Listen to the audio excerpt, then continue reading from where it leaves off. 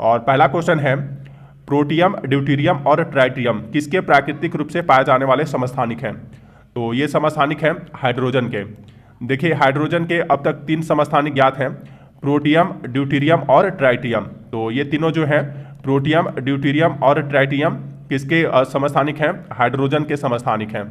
यहाँ पर देखिए ड्यूटेरियम के ऑक्साइड को ही भारी जल कहते हैं, हैवी वाटर कहते हैं।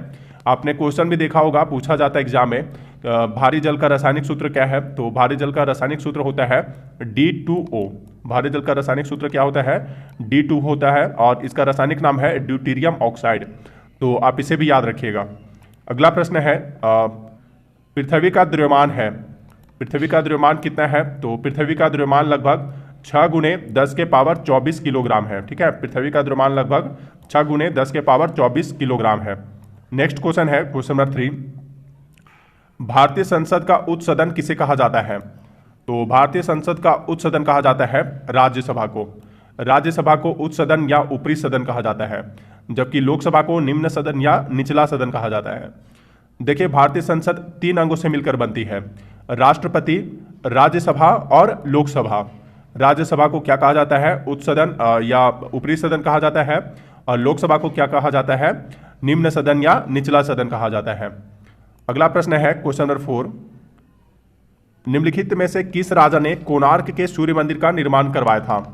कोणार्क के सूर्य मंदिर का निर्माण किसने करवाया था? नरसिम्हादेव प्रथम ने करवाया था। कोणार्क के सूर्य मंदिर को ब्लैक पेगोडा के नाम से भी जाना जाता है। कोणार्क का सूर्य मंदिर किस राज्य में स्थित है? तो यह स्थित है उड़ीसा राज्य में। ठीक है, कोणार्क का सूर्य मंदिर कहाँ है? उड़ीसा राज्य में स्थित है।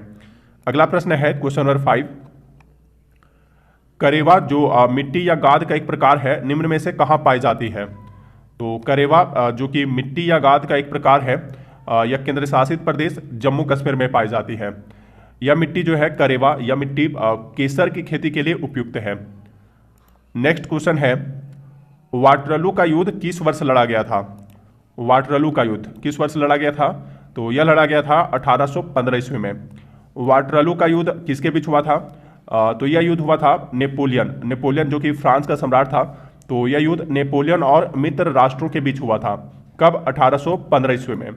वाटरलू के युद्ध में नेपोलियन की हार हुई और इसे यानी नेपोलियन को मित्र राष्ट्रों के द्वारा बंदी बनाकर इसे सेंट हेलेना द्वीप पर भेज दिया गया।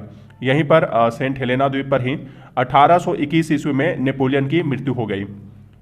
नेक्स्ट क्वेश्चन है वह बिंदु जहां पर एक वस्तु का संपूर्ण भार कार्य करता है उसे क्या कहा जाता है? तो वह बिंदु जहां पर एक वस्तु का संपूर्ण भार कार्य करता है उसे गुरुत्वाकर्षण का केंद्र कहा जाता है। नेक्स्ट क्वेश्चन है क्वेश्चन नंबर 8, यूरोप की सबसे लंबी नदी कौन सी है? यूरोप की सबसे लंबी नदी कौन सी है? तो वह है वोल्गा नदी। ठीक है, यूरोप की सबसे लंबी नदी है वोल्गा नदी। वोल्गा नदी कहाँ से निकलती है? तो यह यूरोपीय रूस में स्थित वल्डाई पहाड़ी से निकलती है, वल्डाई पहाड़ी से। और यह कहाँ जाकर गिरती है?